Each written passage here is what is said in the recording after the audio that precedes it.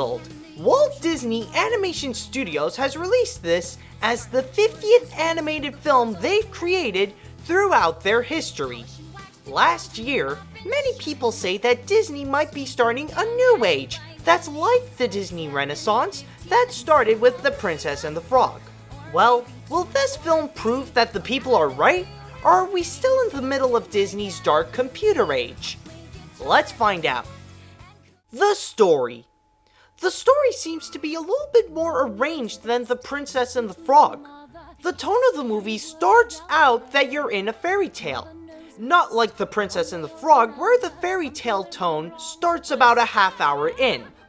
The beginning is pretty slow, but then when Rapunzel gets out of that tower, the movie gets total action-packed, total funny, and total beautiful.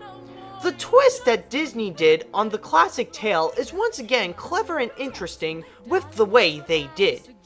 It's really hard to think about what to say about the story because it's one of those films that the other stuff sticks out way more than the story. The animation. They've really came a long way since Chicken Little.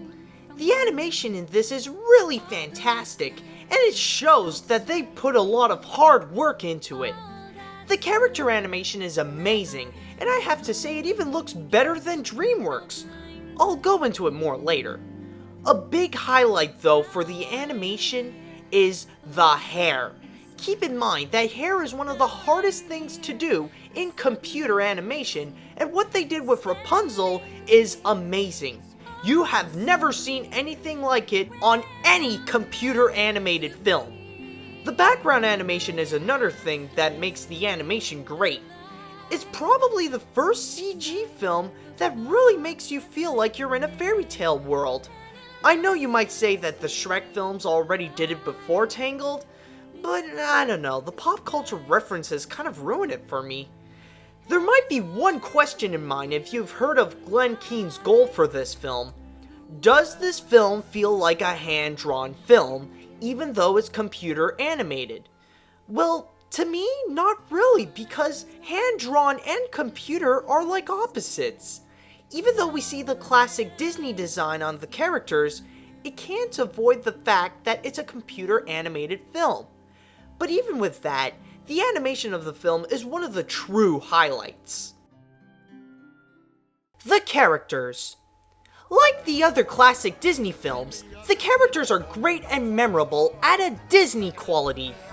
Where do I begin? There's Rapunzel, who is fun-loving and sweet.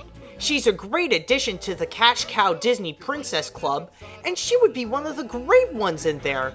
Flynn can be funny by being a wisecracker, but sometimes he would do it too much. Later on, he would change his wisecracking style, and you'll like him more better. Mother Gothel? Well, I don't know what to say about her. On one side, she's a good villain and Donna Murphy does a great performance, but something tells me that Disney already did that before, like Ursula maybe. The thugs should deserve a mention here too. Even though they're funny extras for the kids, you'll love them as much as they will. But no matter what, two characters in here are the biggest show stealers in an animated film ever, and who sticks out the most in this film are Maximus and Pascal. They're both non-speaking comic reliefs, and their character animation is the best that I've seen all year. My personal favorite is Maximus, because there's just so much personality in that horse. I can imagine that in the future, these characters will be alongside their Disney counterparts in theme parks and other stuff as some of the greatest.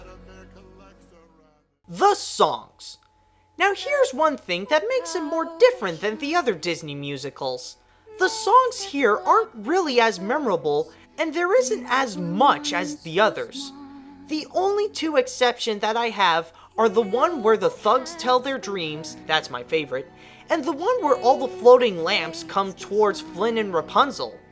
Another song in there is Mother Knows Best, which is not the best villain song that they brewed up, but somehow it sticks in my head. The rest are just forgettable and just not really Alan Menken's best. I can imagine one of the songs being nominated for an Oscar, but it wouldn't really win one.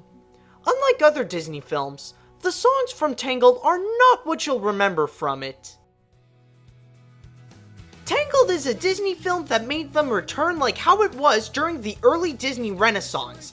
Even though the songs aren't as good or memorable as The Lion King or Beauty and the Beast, it really makes up for it for the amazing animation and the fantastic characters. Now, about the New Age thing. After looking at this film, I know that we have entered in a new good Disney age, and it started with The Princess and the Frog. Disney has made a great choice to put Tangled as their 50th animated film, because this is truly a landmark.